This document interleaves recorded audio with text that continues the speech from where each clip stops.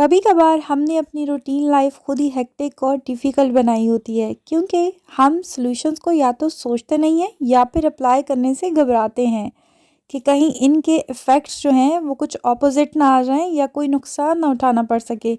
But थोड़े बहादुर और अक्लमंद बनकर हम अपनी ज़िंदगी को बहुत ही आसान और बाकी कामों के लिए ख़ुद को एनर्जेटिक बना सकते हैं।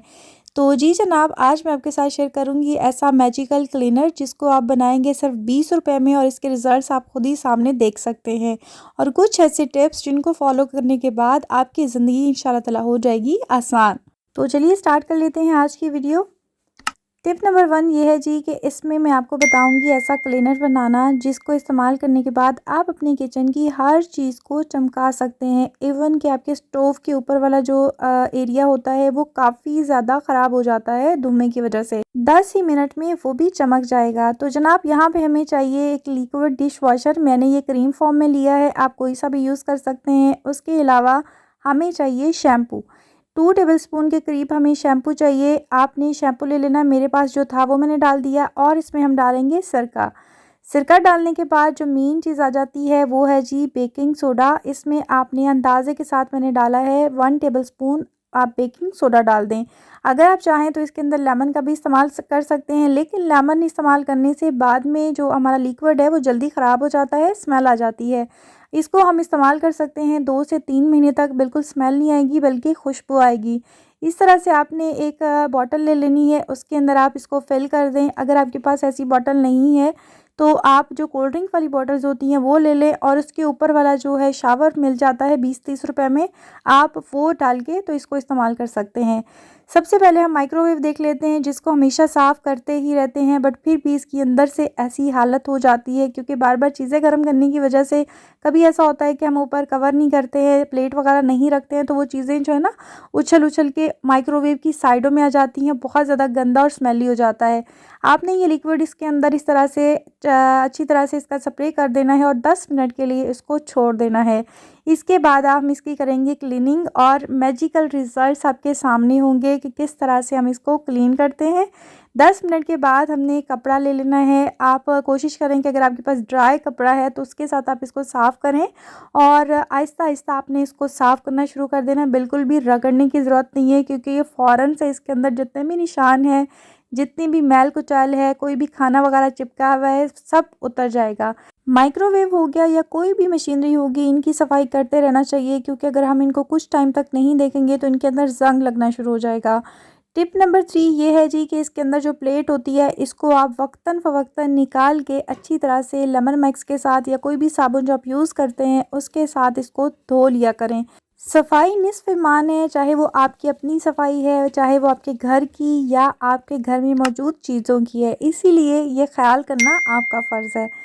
तो यहाँ पे देख सकते हैं जी काफ़ी क्लीन हो चुका है, माइक्रोवेव भी साफ़ हो चुका है सिर्फ एक मैजिकल क्लीनर से जिसमें कोई हमारा ख़र्चा नहीं आया। किचन में मौजूद चंद चीज़ों से हमने वो क्लीनर बनाया है। अब उसी क्लीनर से हम किचन की हर चीज़ को चमका देंगे। बस कैसे यूज़ करना है ये आप पे डिपेंड करता है। तो नेक्स्ट आ जाते हैं जी टिप नंबर 4 की तरफ। ये देख सकते हैं यहाँ पे कोई ऑयल चिपचिपाहट नहीं है, लेकिन इसके ऊपर अगर आप देखेंगे तो यहाँ पे आपको देखें कितना ग्रीसी सा चिकनाहट और ऑयल जमा हुआ है।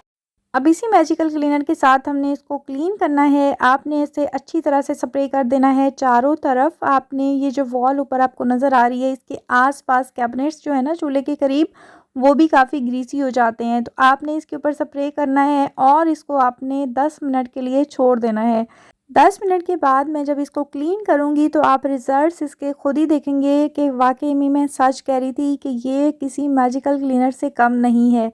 तो यहाँ पे जी आप देख सकते हैं 10 मिनट हो चुके हैं ऑलमोस्ट। अब हम इसको करेंगे क्लीन। आपने क्या करना है कि एक अदद स्पंज ले लेना है जो आप बर्तन धोने के लिए इस्तेमाल करते हैं या जो एक्स्ट्रा अगर आप लोगों ने रखा हुआ है। बेहतर यही है कि आप इस तरह के कामों के लिए एक एक्स्ट्रा स्पंज रखा करें ताकि जब आप इसको साफ़ करेंगे तो इसके अंदर काफ़ी ज़्यादा चिकनाहट आ जाएगी, तो वो बाद में आप इसी काम के लिए यूज़ करें, बर्तनों के लिए यूज़ ना करें। तो यहाँ पे जी आप देख सकते हैं चमक आना शुरू हो चुकी है। मैं हल्के हाथों से इसको रब कर रही हूँ और बड़ी ही आसानी के साथ सारी जो चिकनाहट है, धुआं है, आसानी से उतर रहा है। इसी तरह से मैं ऊपर भी क्लीन करती रहूँगी। ऊपर वाला जो एरिया है वहाँ पे ज़ंग लगने का बहुत ख़तरा होता है और वो बड़े काम की चीज़ होती है। आजकल अगर इस तरह से काम करवाएँ तो हज़ारों रुपए लग जाते हैं, तो हम हज़ारों रुपए की बचत इसी तरह से कर सकते हैं। आपके घर में जो भी चीज़ें हैं आप उनका ख़्याल करें। तो वैसे भी आगे रमज़ानुल मुबारक का महीना आ रहा है, तो पकौड़े, समोसे इस तरह की चीज़ें बनती रहती हैं। फ्राई होने वाली चीज़ें जब बनती हैं तो उसकी वजह से भी किचन की हालत काफ़ी ख़राब हो जाती है। तो इसी तरह का एक मैजिकल क्लीनर आप बना के रखें। जब भी आपको फ़ील हो कि अब साफ़ करना चाहिए, सफाई की ज़रूरत है, तो उसका स्प्रे करें और उसको अच्छे से क्लीन कर लें। यहाँ पे आप देख सकते हैं जी, टिप नंबर 5 है, इसकी हालत आपके सामने है। ज़ंग लगा हुआ है और काफ़ी हद तक ख़राब हुआ है। तो आप सोच रहे होंगे कि इतना ख़राब किया ही क्यों? पहले कभी साफ़ क्यों नहीं किया? क्योंकि मुझे आपके साथ शेयर करना था, इसके लाइव रिज़ल्ट्स आपको दिखाने थे कि किस तरह से स्टील का बना हुआ अपर एरिया जो होता है, हम क्लीन करेंगे। आपने वही स्प्रे जो है चारों तरफ इसका अच्छे से कर लेना है और सेम वही प्रोसेस है, आपने इसको 10 मिनट के लिए छोड़ देना है ताकि इसके अंदर असर जा सके। 10 मिनट के बाद हमने इसकी सफाई करना स्टार्ट करनी है और जो है जादू आपके सामने हो जाएगा। तो यहाँ पे जी हमने इसको अच्छे से स्प्रे कर दिया है, वही स्पंज मैंने ले लिया है, उसके साथ मैंने क्लीन करना शुरू कर दिया है। इसको भी मैं अब चमका दूँगी। रमज़ान और मुबारक से पहले हम रमज़ान और मुबारक की तैयारी स्टार्ट करते हैं। बाकी जो खाने-पीने की चीज़ें होती हैं वो तो हम बनाते ही रहते हैं। लेकिन इसके साथ-साथ हमें अपनी बाकी जो घर की सफाई-सुथराई का भी ख़्याल रखना है और रमज़ान और मुबारक से पहले-पहले ये तैयारियाँ शुरू कर देनी है। हो सकता है आप लोगों ने कर भी दी होंगी, लेकिन मैं अभी आपके साथ जो शेयर कर रही हूँ ये स्पेशली किचन के लिए है। तो ये देख सकते हैं जी, ये लाइव रिज़ल्ट्स आपके सामने हैं अल्हम्दुलिल्लाह। नेक्स्ट आ जाते हैं जी, ये जो छोटे-छोटे से आपको कंटेनर्स नज़र आ रहे हैं कलरफुल से, ये बहुत ही प्यारे लगते हैं। जैसे कि हमारे घरों में अगर कुछ थोड़ी-थोड़ी चीज़ें बची हुई होती हैं तो आप इसके अंदर सेव कर सकते हैं। इस तरह के कंटेनर बहुत ही आसानी से ईज़िली मिल जाते हैं हर जगह से और बहुत ही रीज़नेबल प्राइस में मिल जाते हैं। इनका फ़ायदा ये होता है कि जैसे अगर हम आगे रमज़ानुल मुबारक है तो हमने चाट वग़ैरह बनानी है या हमने खाना वग़ैरह बनाते हैं तो रख नहीं सकते। तो आप क्या कर सकते हैं, इनके अंदर आप चाट मसाला डाल के अपने टेबल पे रखें जहाँ आप इफ़्तार करेंगे, या नमक वगैरह डाल के रखें। अगर ज़रूरत पड़े तो यहाँ से निकाल के हम लोग इस्तेमाल कर सकें। कहीं-कहीं काला नमक इस्तेमाल किया जाता है तो काला नमक भी डाल के रख सकते हैं। तो नेक्स्ट आ जाते हैं जी, ये जो क्लिप्स आपको नज़र आ रहे हैं ये घर में होना बहुत ज़रूरी है। आपको कहीं से भी मिल जाते हैं, दराज से भी मिल जाएँगे। ये क्यों ज़रूरी है कि अगर हम कोई पैकेट्स वगैरह खोलते हैं, जैसे कि कोई मसाले का पैकेट हो गया, निम्को का हो गया या बिस्किट का हो गया, हम पूरी चीज़ इस्तेमाल नहीं करते, हम वैसे ही ये डब्बे में डाल के फ्रिज में रख देते हैं। तो इससे क्या होता है कि उसके अंदर नमी चली जाती है और चीज़ें हमारी ख़राब होना शुरू हो जाती हैं या उसमें क्रिस्प नहीं रह जाता। तो आपने इसको अच्छी तरह से ये क्लिप लगा देना है ताकि एयर टाइट हो सके, इसके अंदर हवा ना जा सके और लॉन्ग लास्टिंग आप जो भी इस्तेमाल कर रहे हैं वो लंबे अरसे तक चल सके। तो ये जी, आई होप आपको ये टिप पसंद आई होगी।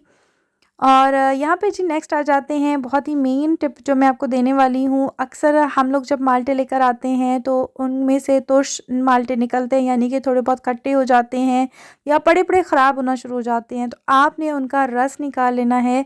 रस निकालने के बाद आपने इसको स्टेन कर लेना है ताकि बीज वगैरह और जो पल्प्स वगैरह हैं वो एक साइड में रह जाएँ और जो खाली रस है वो नीचे चला जाए। बहुत ही फ्रेश होता है ये, और इसको हमने इस्तेमाल कैसे करना है, आप चाहें तो इनको फ्रीज़ करके भी रख सकते हैं और अगर आप चाहें तो इनको ऐसे ही फ्रिज में स्टोर करके रख दें। अगर आप अमरूद पसंद करते हैं या कोई भी फ्रूट में डालने के लिए, फ्रूट चाट में डालने के लिए ये जूस इस्तेमाल कर सकते हैं।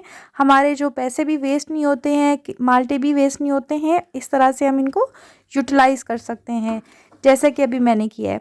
आई होप ये वाली टिप भी आपको बहुत ही पसंद आई होगी।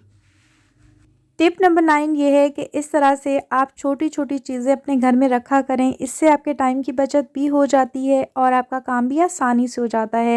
पीलर इस्तेमाल करने का फ़ायदा ये भी होता है कि जैसे अगर आप आलू काट रहे हैं या गाजर, मूली काट रहे हैं तो आपकी जो सब्ज़ी है वो वेस्ट नहीं होती है। पतली सी लेयर छिलके की ही उतरती है। कहते हैं कि अगर आपने किसी औरत को देखना हो कि वो किफ़ायतशार है तो उसको सब्ज़ी काटते हुए देखें, कि अगर वो सब्ज़ी काटते हुए सब्ज़ी ज़्यादा ज़ाया कर रही है तो इसका मतलब ये है कि उस औरत में किफ़ायतशारी नहीं है। तो यहाँ पे देख सकते हैं जी कि आसानी से हमारा जो काम भी हो गया और टाइम की बचत भी हो गई।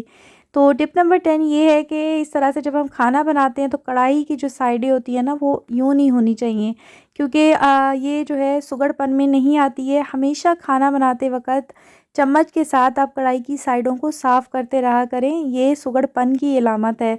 मैं साफ़ करने के लिए इस तरह से एक स्पैचुला यूज़ करती हूँ जो कि बहुत ही साफ़ सफाई से काम करता है। कोशिश करें कि इस तरह से एक स्पैचुला अपने घर में रखें।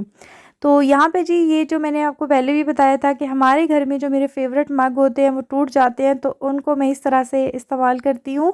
किचन की जो विंडो है उसमें मैं रख देती हूँ और इनके ऊपर जो है छोटे-छोटे आर्टिफ़िशियल प्लांट्स रख देती हूँ। अगर प्लांट्स नहीं भी होंगे तो इस तरह से आप इसको रख के इसके अंदर कुछ चीज़ें ऐसी रख दें तो बहुत ही प्यारे लगते हैं और कलरफुल सी लुक आती है। तो नेक्स्ट बात कर लेते हैं जी टिप नंबर 12 की। तो टिप नंबर 12 ये है कि फ्रेश दूध जब आपके घर में आता है तो ऊपर से बलाई उतार लिया करें, स्पेशली तब जब आप कोई ऐसी डिश बना रहे हैं, कोई ऐसी रेसिपी बना रहे हैं जिसके अंदर क्रीम का इस्तेमाल होता है। तो क्रीम की जगह अगर आप ये दूध की बलाई ऐड करेंगे तो आपको क्रीम से ज़्यादा अच्छा टेस्ट मिलेगा और आपके पैसे की बचत भी होगी। तो आई होप ये टिप आपको पसंद आई होगी। मैं इस क्रीम के यानी कि दूध की मलाई से फ्रूट सैलेड भी बनाती हूँ तो बहुत ही मज़े का बनता है, आप भी आजमा के देखिएगा।